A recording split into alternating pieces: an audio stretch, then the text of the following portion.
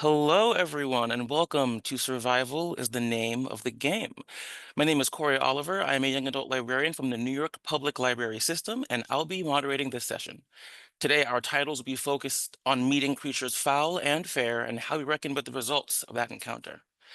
I am so pleased to introduce, first off, Kelly Andrew, author of The Gravewood, a paranormal vampire romance, where its protagonist, Shay Parker, makes a deal with a dangerous vampire leader, while her childhood best friend returns to, oh, sorry. While her best friend returns to town as a prolific vampire hunter. The Gravewood is part of part one of a duology and comes out in April of next year. Next is Sarah Doss and her newest supernatural thriller, It Lurks in the Night, coming out next January. It's inspired by Caribbean folklore. Four friends take a boat trip to a haunted and abandoned island, but one is left for dead until they mysteriously return to them, alive but different. Next is Matthew Dow Smith. He's here with his latest graphic novel, The October Girl, releasing conveniently later this month.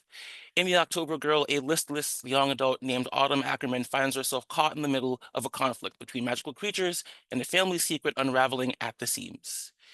In Christopher Greenslate's Queen Kodiak, Joey Fox, a natural empath, reluctantly moved to Alaska's Kodiak Island after the passing of her mother. In this graphic novel releasing this December, Joey will have to reconnect with her estranged father, all while befriending a 300-pound bear and awakening something even larger within the forest. And lastly, the graphic novel Children of the Night When Monsters Wake, Book 1, comes to us from author Victoria Setian and artist Savanna Ganucheau. In this retelling of Dracula, aspiring photojournalist Mina Murray discovers strange occurrences in her small town, and all of them seem to revolve around this new transfer student who is putting everyone in his trance. Hello, everybody. I'm so happy you all made it from wherever you are, especially on the West Coast. It's very early. So, for a quick intro, if you don't mind, I want to ask each of you individually who your book is dedicated to and what types of fans would want to read your book. I'll start with Kelly. I love this question. Usually it's an elevator pitch, so I'm ready for this one. But my dedication is twofold. It's dedicated to my spouse and children, but it's also for the square pegs in a round hole. Someday you'll find a space where you fit just as you are. And I wrote this as a, deaf kid who grew up in exclusively hearing communities. And so it's for people who, for whatever reason, anyone who has ever felt like they're sort of the odd man out in their group of friends, in their community, in their family. And I hope that's who finds it. Thank you. Next, Sarah. Hi everyone. My dedication in Lurks in the Night is actually it's for Stella. It's very short. It is in memory of my dog passed away, unfortunately, while I was writing the book before this. And she was usually my writing companion, always with me. And this is the first book I wrote without her. So it felt only right that I dedicate this one to her. Thank you. Next, Matthew Dow Smith. Yeah, there's no official dedication to this book, but I wrote it essentially for myself, and I wrote it for kids like me. I wrote the book that I would have based my entire life on when I was this age. But much like Kelly's, this is a book that I wrote for the people who feel just sort of a little out of step with everything around them, and feel a little like the oddballs. Thank you. Next up, Christopher. Yeah, like Matthew, I don't have an official dedication. Maybe that's our publisher needing to remind us we have the same publisher. But like a couple folks have said, it's for all those weird kids out there, kids who see and feel things that maybe other people don't. Kids who, and when I say kids, I mean teens, and then people like who just often feel estranged from their own families. and need to find some way to connect. And in particular, in Queen Kodiak, that connection comes with animals. So people who connect with animals in particular, I think will really identify with a book about grief and what it means to find solace in that grief with an animal. Next up, Victoria. Yeah, my book is simply dedicated to Nick, who is my husband. This is my debut, so he's seen me throughout my writing journey. So this is my thank you for all of your belief in me all these years. And as for who it's for, who should read this, similarly, it's for those offbeat counterculture kids who just don't feel like they fit in anywhere in particular. Not everybody fits into a hashtag or identifies with one. And this is for those kids who are poking at the veil, thinking about belief and grief and mystery, and like a little bit of action that goes along with it. Got it. And Savanna, I gotta ask. Yeah, also similarly for my spouse, he's just seen me through everything, supports me no matter what, which is wonderful. And yeah, as Tori said, it's for kids, who have made mistakes and want to atone for those mistakes, and it's okay to do a wrong thing and apologize and move on, and yeah. Thank you. Mhm. These books I would say are for the outsiders. I would say then for all I us think normal outsiders. kids can read them too, And you know what? And they can have it too. Why not? I'm gonna get into our main questions as a heads up to my panelists. Try and keep your answers to around 2 to 3 minutes because I got a lot to get through. So we're gonna run right back over to Kelly. So Kelly, in the Gravewood, Shay Parker makes a deal with a handsome vampiric gang leader, her blood for his access to hearing aid batteries. Since Shay is living in a post-apocalyptic world, how did you balance Shay's hierarchy of needs when it came to her well-being? I think for Shay, she is sort of thrust into the role of caregiver to a parent who is sick as well.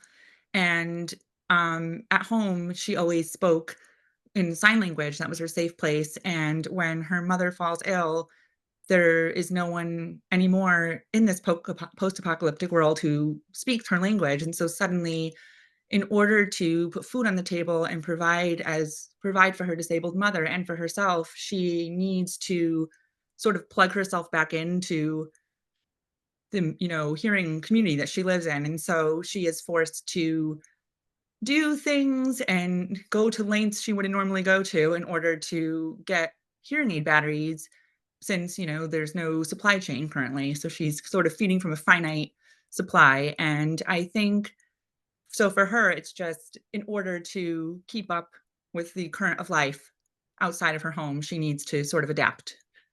Mm. In terms of Shay's ability to require her accessibility aids, were you drawing any parallels from the real world or? I'm deaf. I have a cochlear implant, not hearing aids, but the batteries are very expensive, and it's a constant war with insurance to get them to pay. They don't always pay. If you get a bunch of duds and you use them up quickly, they won't pay for more. And so I always joke that I'm bleeding myself dry to keep myself plugged in. And it seemed, as a vampire lover, like it was only so much further I had to go to make that metaphor into a book. So And I thank you for doing so. Let's jump over to Matthew. At the start of The October Girl, Autumn Ackerman has no clue where her life is headed, and then suddenly she stumbles upon her childhood imaginary friend who is actually real. And she's reluctant at first to embrace this mythical world, but she slowly learns to appreciate and care for it deeply. We could all use some magic like Autumn. So my question for you is, how do you find that magic in your everyday life? Well, I hate to say, but I am very much like Autumn at the start of this story in that I look out at the world and I don't see the sort of magic that I would like to see. And it's actually now that I move sort of from more sort of mainstream superhero comics into doing more personal work, and it's a big it is kind of the main driver of the work that I do now, and I'm trying to almost create the kind of world that I wished I wish I could see out my window. So with that being said, do you have any advice for other aspiring creators, people moving into their own like creative fields? Yeah, I mean, if I only give one piece of advice to creators, it's make make the things that you really are driven to make. Making a comic book is just an insane amount of work for increasingly small rewards. And if you're gonna put yourself through that, do it for something that you're driven to do. I mean, this is a book that has been in my head for literally 35 years. This is the kind of book that I got into comics to make. So if I was going to give two pieces of advice, it would be don't wait 35 years to tell the story that you're driven to tell. Perfect. And we'll get back to some of that like driving the artwork later. Jumping over to Savannah Victoria. So Mina and her friends are enthralled by the new transfer student, Raph, who is very handsome and also quite likely a vampire. Being that Children of the Night is a retelling of sorts, what drew you to the original story of Dracula? Oh, I think Tori needs to speak to this for sure. Oh my gosh, what doesn't? I've never really read something that is such action-packed mystery. Like it's so quiet and creeping, and then suddenly you're, after the count and trying to figure out where he is. Mina is especially like this incredible character in the original book that puts the whole mystery together. And yet when you check out so many adaptations, she's actually like left out completely most of the time, or she's just like there to be Jonathan Harker's husband, but she's the brains of the operation. So between that and the horror, this action, this mystery, all of these cool characters, and the epistolary style of the original text. Yeah, it's so Just modern. It feels so modern, and it's such a classic text. Were there any specific elements from Dracula you borrowed from? As many as possible. So much. Like, the Demeter, of course, we got in there somehow. Even all of the original cast is there, just reimagined in a way. Like I grew up in upstate New York, so it was like, what if, Whitby was in New England somewhere, transferring this from England to New England. A lot of the themes, for sure. One thing that is really interesting in the original book are these themes of beautiful friendship. Lucy and Mina could not be more different, especially socioeconomically. And yet, even when no matter what good thing happens, they just are so happy for each other genuinely. So, like, those themes are still there. And of course, like, an important piece is there's always this discussion of like Jonathan Harker and Dracula. What's going on there, right? Like, it seems like there's romance. So we focused a little bit more on that in our book. Thank you. Savannah, quick note. While reading it, I was distracted that Raph looks a little like Alucard from Castlevania. Was that on purpose or? So, it definitely was in my mind, but the reps that Tori sent me, I accuse her because she sent me all these long white-haired, beautiful models, and I was like, okay, yeah, I get this. Okay. I got this. Okay. Yeah, Thank for you. sure. Thank you. Also, like Castlevania is just like, Yeah. Okay. Hopping over to Christopher with Queen Kodiak. Yeah. Queen Kodiak is an impossibly enormous bear that wreaks havoc on the city, and it's up to Joey and her father to fight back. Seeing the clear inspiration from Godzilla or King Kong, without giving too much away, what does Queen Kodiak represent to you? I mean, to be really plain, for me, it's just that like sort of like rage that lives with us and inside of us. It's like deep down in those depths below that we tend not to have access to, that we tend to sort of like cover with, in this case, like layers of ice until she breaks forth, and she's only forced to break forth when the thing that Joey Fox loves the most is taken from her, and that's her only friend, this like large 15-foot bear, which we think is big at the beginning, and then spoiler, right, like that's the cub. And so when the cub has some challenges, Mama comes out to sort of like wreak havoc on Kodiak Island, the Aleutian Islands, and then as Joey and Little Bear, as we call him, escape back home to Seattle, where Joey's from. Mama Bear just goes on that rampage through the Pacific Northwest while her dad is trying to find her. So it's for me, it's really that rage that we just like shove down there. That inevitably, if you touch the right chord with somebody, will absolutely break out. Got it. Sarah, Maya Woods and your protagonist in It Lurks in the Night lives in the Caribbean, a setting we don't normally get to see through the eyes of horror. Being that you were raised in Trinidad and Tobago, could you share with us what from your childhood inspired this particular horror story? And this, I myself am Jamaican, so I was like really locked in with this one. Yeah, so well, growing up in the Caribbean, we have a lot of different influences because we have a really complicated history, different colonizers, slavery, indentured laborers brought in. So it's like a mix of different cultures. And within this mix, these folklore creatures were created where you can see the influences, but they are unique in their own way as well. And one of these creatures in particular was the sequoia, which features heavily in this book, which a very basic explanation for is it's like a vampire in that it creeps around at night and drinks people's blood while they're sleeping. And it's also a shapeshifter, but instead of turning into a bat, it turns into a ball of fire, a flying ball of fire. And these stories, like I remember hearing them from my grandmother, but also like at school, like we trade horror stories and somebody always knew someone who definitely got bitten.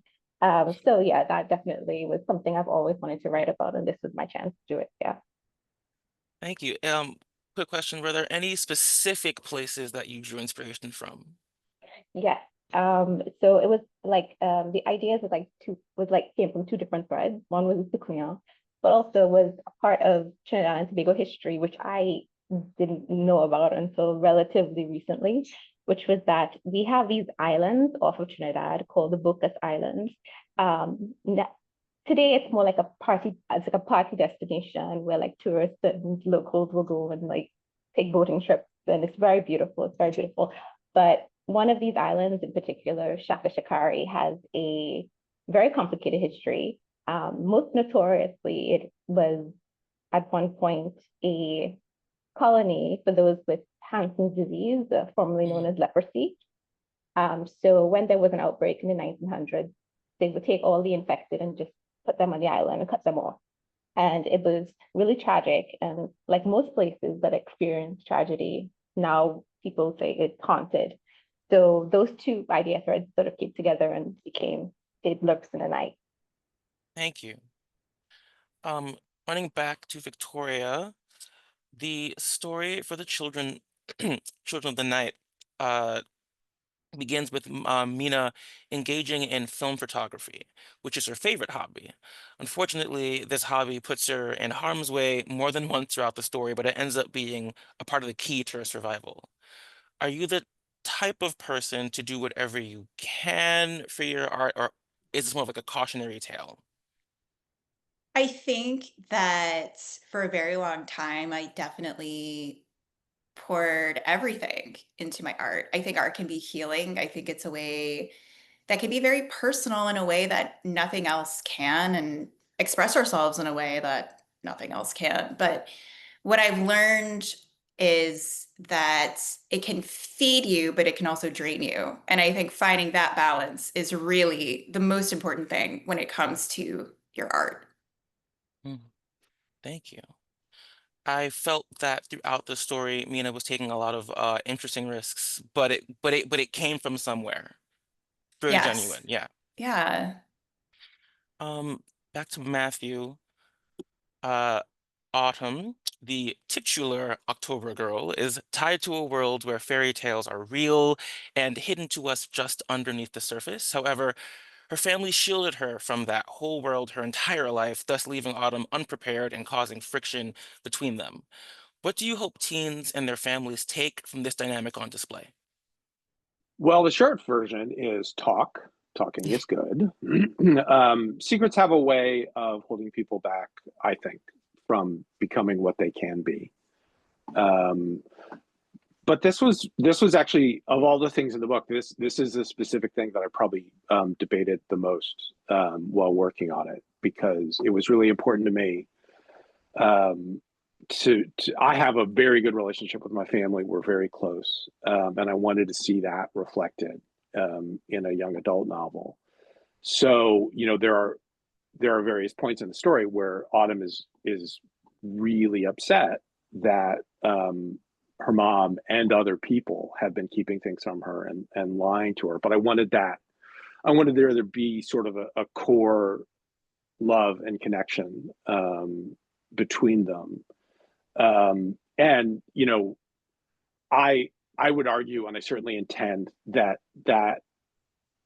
relationship and the love that they have is actually the key to her surviving in this wider, stranger world that she finds herself in. Thank you. I felt that when I was reading it, I could understand some of the choices that her family were making to protect her, but then also realizing that, with that love comes a responsibility of trust, and trying to navigate that between the two felt really powerful. No, thank you. Let's go over to Christopher. A prevailing theme in Queen Kodiak is grief. For example, Joey experiences a heavy loss at the start. What would you like your audiences, especially teens, to take away from this exploration of grief and loss? I don't know if I've thought that much about the intention of what I want teens to take away from grief and loss. I was more considering my own sort of exploration of grief and loss. I've been pre-grieving my mother since I was a teenager. She was diagnosed with leukemia and lymphoma. She's still alive, so we're lucky. But it dawned on me, that was the first time I think in my life where I realized I wasn't invincible, that my life could change dramatically without me having any say in it. And ever since then, like I said, I've just sort of been envisioning this world without my mother.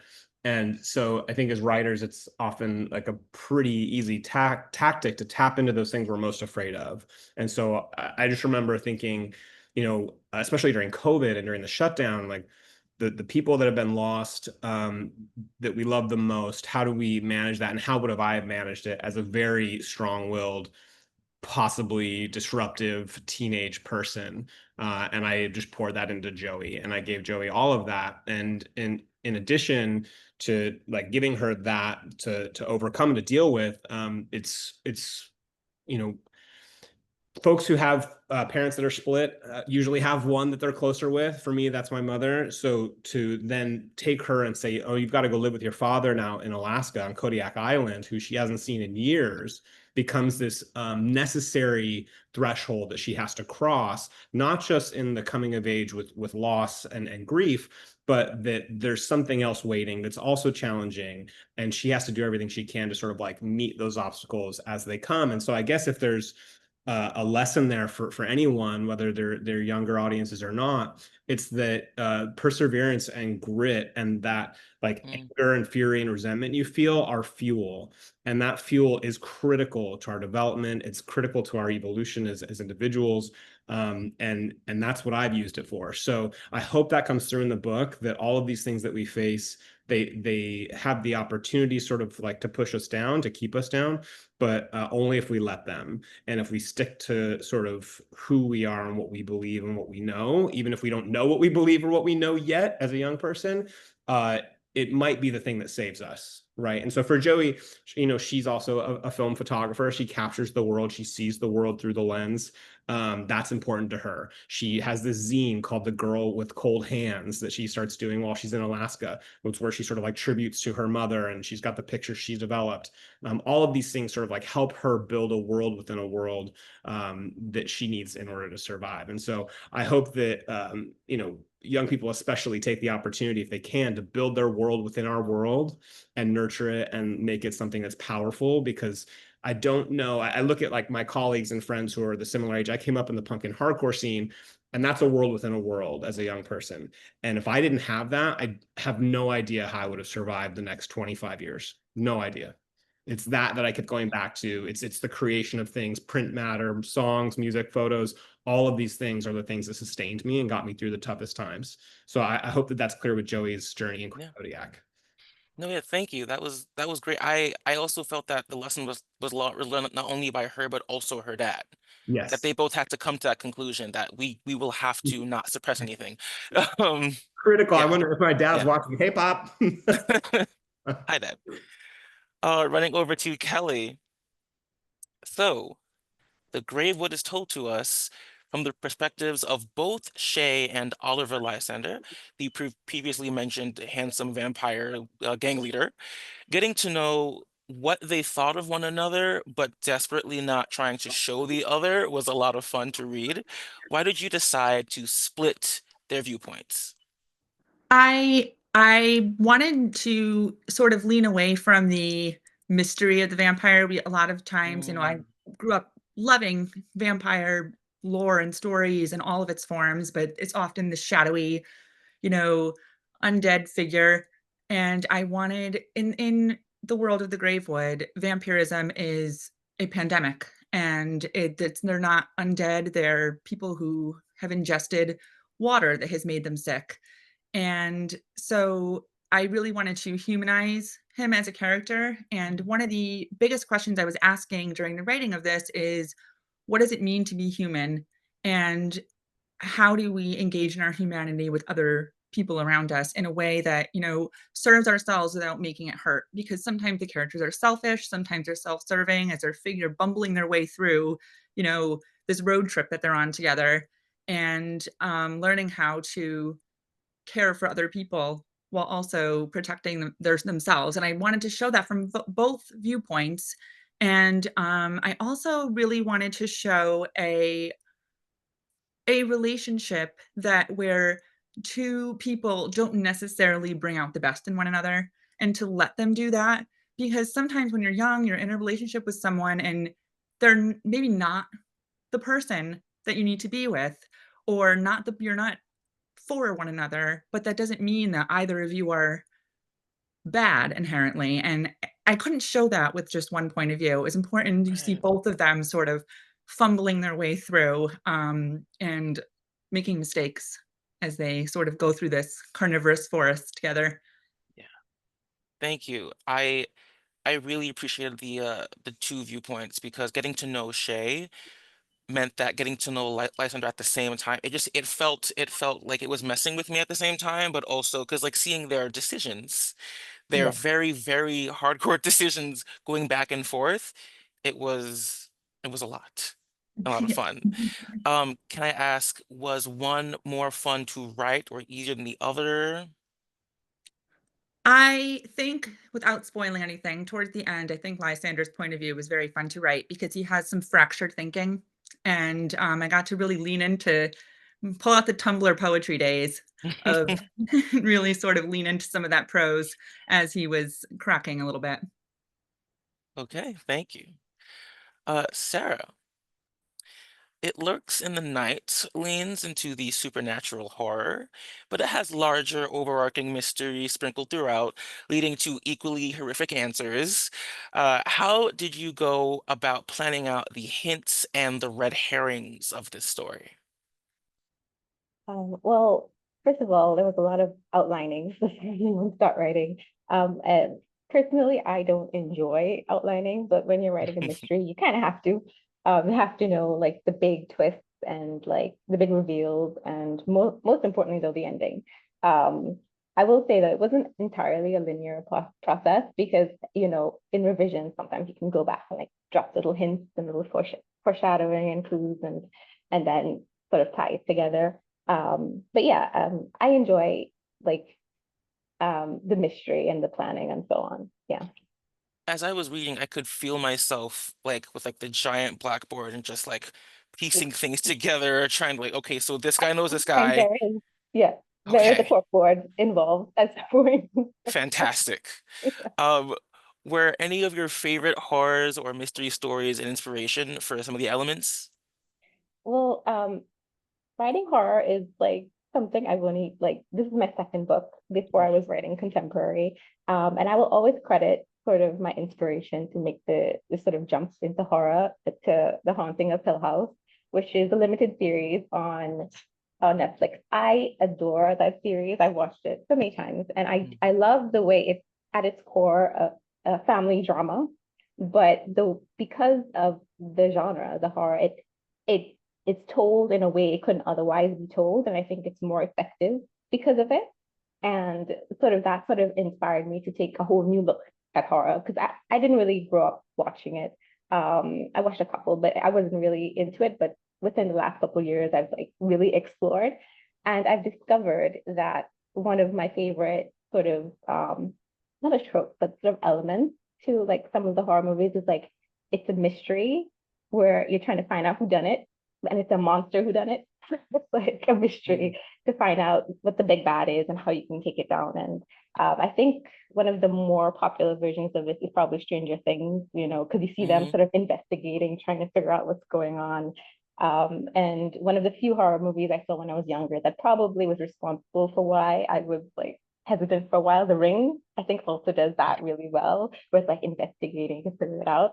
So yeah, those particular type of movies I really loved, and I wanted to write one of my own. Yeah. Thank you. Christopher, in Queen Kodiak, Joey has a superpower. She can see the emotional auras from living things. I think, as you mentioned, a connection to animals is very important, and so she's able to befriend a bear. Yeah. I can think of many instances, but I would love that power. What made you choose that power for Joey? I mean, I've always felt that I had some version of that. Personally, I think as adults, especially, we start to believe that we're logical people, that we think and see the world through the lens of logic and things making sense and structure and institution. And that makes perfect sense for our culture, given that that's so much of our experience is through that sort of metabolizing that the will of others through institutions and structures. I've just never really done well in those spaces, and I think that's because I hope to, or at least it feels like it comes naturally to me. I see people for how they're feeling before I hear what they're saying. Even though I've got 2 ears, I also have 2 eyes, and I think it's just, you know, it's interesting. I often end up between my friends and colleagues and parents and family, the person that everyone goes to talk about their feelings and sort of like process their stuff through. And for years I sort of was like, why? Like, just like, that's this triangulation, like just go talk to them if you've got an issue with them. And I think it's because, and somebody pointed out to me a few years ago, it's because you see the world feelingly, to quote Shakespeare and Lear, right?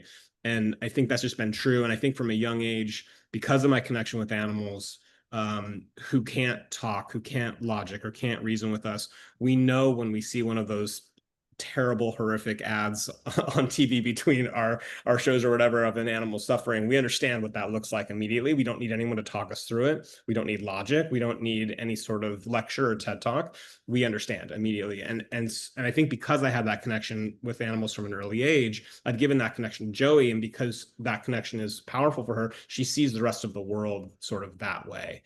And I tend to as well. I've even stopped myself in mid conversations with folks because I understand what's happening, and it just takes me like a couple minutes to let them process through before I can sort of reveal that. Like, I'm not really listening to you, actually, because I'm too busy feeling what you're feeling. And I think that's an awareness that a lot of people have, but they haven't tapped into it, or they've been sort of, civilized into a different way of reacting to other people and the world around them. Thank you. I've been told that I come off as an empath because I'm a Cancer. I don't know what that means still, but I don't know what that I means. I don't know what that means I either. yeah. I mean, I will say the other part of it is that, like, look, we're in a big monster kaiju story. This has, its history in Japan, which, especially now, is not the most emotionally sort of open space to be in. But I love Godzilla. I love King Kong. love these big kaiju stories, but they were always missing that like je ne sais quoi, that element of feeling for me. Like you know, and there's a couple of manga that are doing I think really well right now, more in the romance space, which is great. But I wanted those stories to have something emotionally resonant, and so for me that was immediately like take the grief of my mother that I'm like sort of pre-feeling, and the way I connect with people and the way I see the world through a lens, and put that in a story for a character with a big monster. Thank you. Yeah. Running back to Victoria. Congratulations on this being your debut published title. Children of the Night may be your debut title, graphic novel, but you are also a veteran of the video game industry. Was there anything from your career in game production that you carried over to this title? I did mention Castlevania before, but I'll say it again. I mean, so much of gaming and graphic novels crosses over. I mean, I started my career at DC Comics working on their video games. So Cool. Okay. it definitely has just been with me always. You know, in games, we think a lot about the player camera. The space you're seeing on that screen is actually a camera placed by a game designer, and that gives you the world of which you're experiencing. And I also have a film background, as does Savanna. And so that was a thing we were able to really communicate well on and vibe on, was like, what is we talk about the player experience in games. In this case, it's our reader. What is our reader experiencing with the way we do this panel composition, where that camera is placed? In games, everything you're doing, you're seeing, you're experiencing creates story. And it's the same thing in comics. I think in comics, you know, there's this interactive portion of the gutter, right? You are filling in the story as you go through the gutter to the next panel. And in games, that's the controller input. So there's so many parallels. I mean, even visual language is probably the biggest one. In games, like the best example is every time in Mario, you see like a yellow block, you know, there's going to be coins in there, or if it's got the question mark, you know, there's going to be some sort of power up. So in our book, we tried to think a lot about, okay, we play with pinks, the Suspiria pinks. We were really inspired by that giallo horror film. So that denotes a lot of the specific vampiric horror. We also brought in some blues that also leads to a lot of the more like cerebral types of horror. So all of these elements that we have in games like have this beautiful parallel to graphic novels. So for me, and especially comics and games have just been throughout my entire journey in my career, it just felt so natural. It's just sort of like the way I guess I think is in this sort of like crossover between the two. Thank you. Appreciate that. I was so excited to know that this was like your first title, but also your background. And I was like, I can actually kind of feel how it's I shouldn't say gamified, but it felt a bit like I can understand what was happening in That's a sense. awesome. Yeah. I mean, that's awesome to hear, because we definitely, again, like that player experience, that reader Right. experience was so much like, what is coming through to them? Are they going to catch this clue or this detail? Can we seed it in the background, you know, of this scene here? So there definitely was a lot of that, like what we would call set dressing, you know, in a game. Like, can you place this in the background of a panel set? You know, and it helped too that Savannah's totally a gamer. So we were able to, that was just like another language to brainstorm ideas. We have a few minutes left, so we're trying to try and keep our answers kind of tight. So jumping to Savannah, Children of the Night is a very frightening but also beautiful and expressive graphic novel. Any fans of your previous work like Bloom in for a treat here. So I'd love to ask, what was the artistic process like of bringing Victoria's words to life? I know you mentioned she sent you like references of some sort. Yeah, so we were, you know, she gave me the outline and I just sort of devoured all of that. And, you know, we had a lot of conversations about what our influences were. And like Tori said, we're both like, you know, from film backgrounds, big film buffs. So we were able to like be like, oh, about this and then this.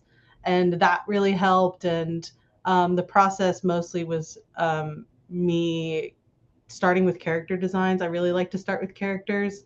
I know a lot of people work the other way around, but for me, I really like to like kind of build from there. And since, we already had this great story, it was easy for me to go that way. And then the script itself was really easy to work off of. I feel like me and Tori think very similarly. So when she would give me directions, I knew, and it was always so satisfying when I would give something to Tori back and she would be like, "Oh, I can't believe you did this. It's like exactly kind of how I imagined, but like better." And I would be like, "Yeah." Yeah. But it was Perfect. really great. And I love horror. A lot of people will know me from Bloom, and I love like romance slice of life as well. But I've always wanted to do a horror book, and because horror movies is like one of my favorite things, and horror games. There was a lot of moments where I would choose to kind of, as you said, like gamify the book, just knowing Tori's background, because it was fun to kind of like be like, "Isn't this exciting, Tori?" Like, she's going through this building, it kind of looks like a map like you would find in a video game. And like, yeah, it was just like fun to play off of each other, and it felt like a really fun back and forth that we had. Thank you. Yeah. Jumping over to Matthew, big question and very little time, but you are not only the author of the October Girl, but also its illustrator. The art here is striking, cinematic, but also it has many shades of blue to invoke that melancholic feel. I would love to know what kind of panels or pages were your favorite to illustrate within the October Girl. I can't tell you because it's a huge spoiler at the end of the Oh, first okay. act. I got it. Okay, I'm locked. Yep, Okay. yep. You Yep. probably know what it is. If you Yeah, got yeah, yeah, yeah, yeah. it. I love the faces. I love the use of colors at the blues. It was really striking to me. And also while writing, do you think about the art and the paneling at the same time? I'm gonna give everybody on this panel a heart attack. I do not write scripts. Oh, I do not write scripts. I do not write outlines. I write and lay out everything at the same time. okay. I literally do it in my art program. I break the page into panels. I write the dialogue in the actual dialogue balloons and then sort of sketch in what's going to be in each panel. I mean, I start I start a project and I have absolutely no idea where it's going.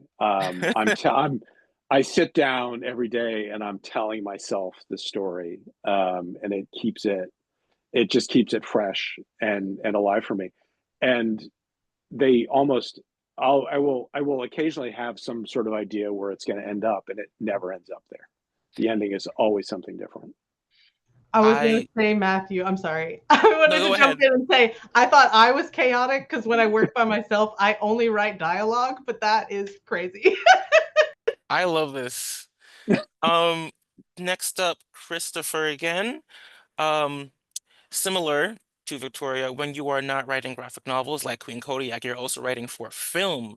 I understand that creating a film is kind of close to like a storyboard for graphic novels. Did you kind of like have an A to B there for yourself?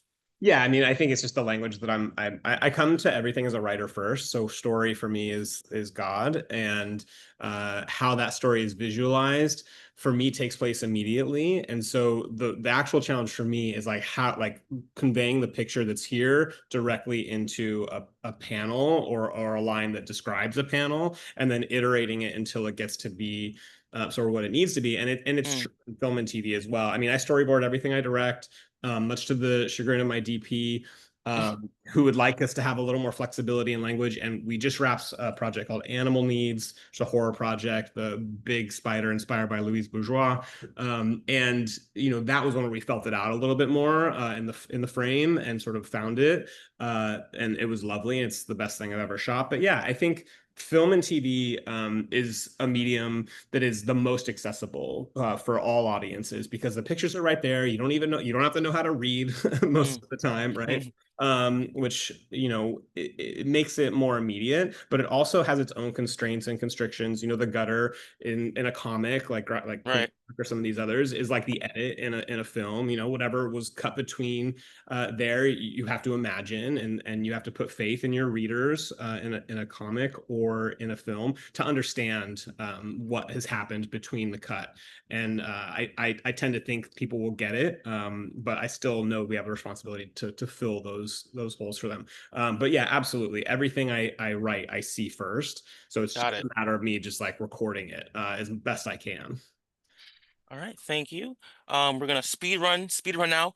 Um, Hi, Sarah. Many of the characters of It Lurks in the Night, especially Maya, are experiencing some type of familial trauma. Their situations are quite grave, but Maya kind of strives to hold them together and helps them survive. Without spoiling anything particular, could you share why a teen like Maya would choose to be the glue in her friendship despite everything she's up against, like bad friends? Well, at the beginning of the book, it's not a spoiler, you learn that Maya's older sister has been missing for 10 years before the events of the book. And within the book, Maya's older sister was basically the one who was raising her. So Maya takes that loss very hard because her parents are very absent. And that even gets worse after her sister goes missing. And to make things even harder for her, her father is a politician. So projecting that perfect family image to the public and being the perfect daughter in front of the public is like very important. And so it feels very hollow to her, and she's very lonely. And her friendships are basically what is like the only connection she has. So when the start of the book opens and the friends are kind of fractured, you know, it feels even more important for her to hold on to that connection. Yeah. Thank you. And last but not least, Kelly, hello.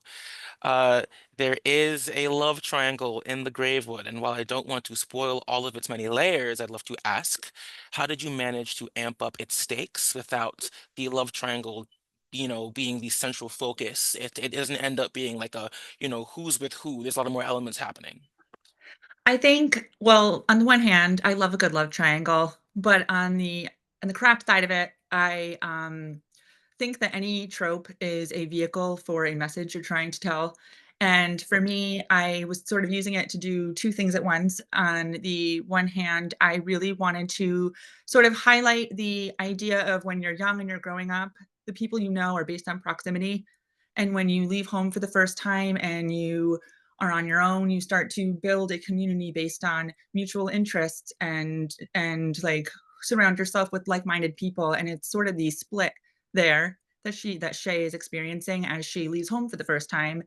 And I also really wanted to highlight, sort of on a more subtle level, like a lot of the themes of the book are disability, mental health, and I wanted to sort of showcase what it looks like for someone to be with someone else who is dealing with anxiety or dealing with depression or dealing with a mental health crisis or addiction or anything.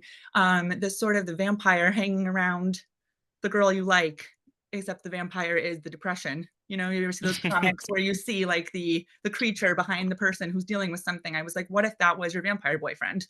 Okay. And, so for me, it was sort of having people who love you meet you in the middle and sort of be like, maybe this vampire boyfriend isn't, you know, like how do we work with you through it? How do we be there for you through it? And how do we navigate sort of this together?